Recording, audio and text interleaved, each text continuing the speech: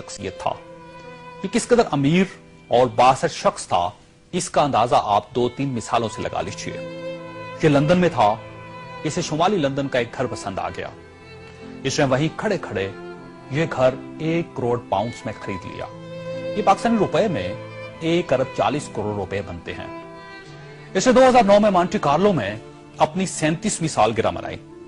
ये दुनिया की महंगी तरीन सालगिरह थी, जिसमें रूस के एल्युमिनियम टाइकॉन ओलेग टेरिपास्का, सोने की कानों के मालिक पीटर मुंक और मोनाको के शहजादे अल्बर्ट समेत दुनिया भर की मशहूर शख्सियात ने शिरकत की।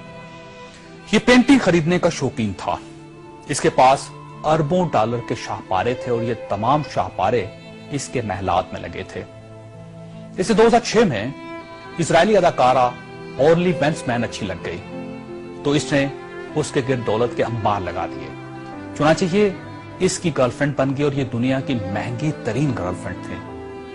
बरतानवी वज़ीर-ए-आज़म टोनी ब्लेयर इसे अपना जाती दोस्त कहता था और इस पर 10 डाउनिंग स्ट्रीट के दरवाजे हर वक्त खुले रहते थे। बरतानवी शाही खानदान ने इसे कई बार बकिंगम पैलेस और विंडसर कासल में लंच और डिनर दिए थे। ये लंदन और पेरिस में प्ले बॉय की जिंदगी गुजारता था और इसे दुनिया जहान के कानून तोड़कर बहुत खुशी होती थी। इसने एक बार पेरिस की शांज़-एलीज़े पर 120 किलोमीटर की रफ्तार से गाड़ी चलाकर पूरी यूरोपीय दुनिया को हैरान कर दिया और पेरिस की सिटी हुकूमत कोशिश के बावजूद इसका चालान न कर सकी। ये लीबिया की इन्वेस्टमेंट अथॉरिटी का सरबराह भी था और यह अथॉरिटी दुनिया के किसी भी मुल्क में किसी भी वक्त $10 बिलियन तक की सरमायाकारी कर सकती थी और यह एक बहुत बड़ा इस्तेहकाक था।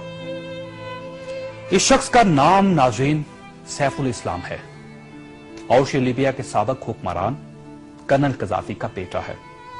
सैफुल इस्लाम कर्नल कज़ाफी का वारिस और वली अहद भी था और इसे दुनिया का इसके बारे में ख्याल था कि यह कर्नल कज़ाफी के बाद लीबिया का हुक्मरान होगा। ये इस कदर बासर था कि कर्नल कज़ाफी को न्यूक्लियर प्रोग्राम तर्क करने पर भी इसी ने कायल किया था। इसने बल्गारिया के उस मेडिकल ग्रुप को छुड़वाने में भी बड़ी मदद की थी जिस पर बच्चों को एड्स के टीके लगाने का इल्जाम था।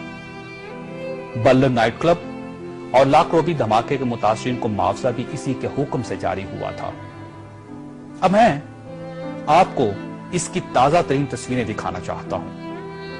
ये सैफुल इस्लाम 3 माह पहले लीबिया के छोटे से कस्बे अबारी में छुप गया।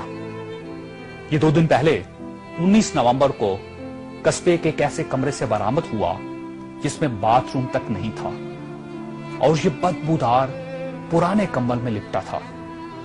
इसकी उंगलियों पर प्लस्तर चढ़ा हुआ था और यह प्लस्तर भी इसने खुद चढ़ाया था क्योंकि इसे डॉक्टर तक की सहूलत हासिल नहीं थी।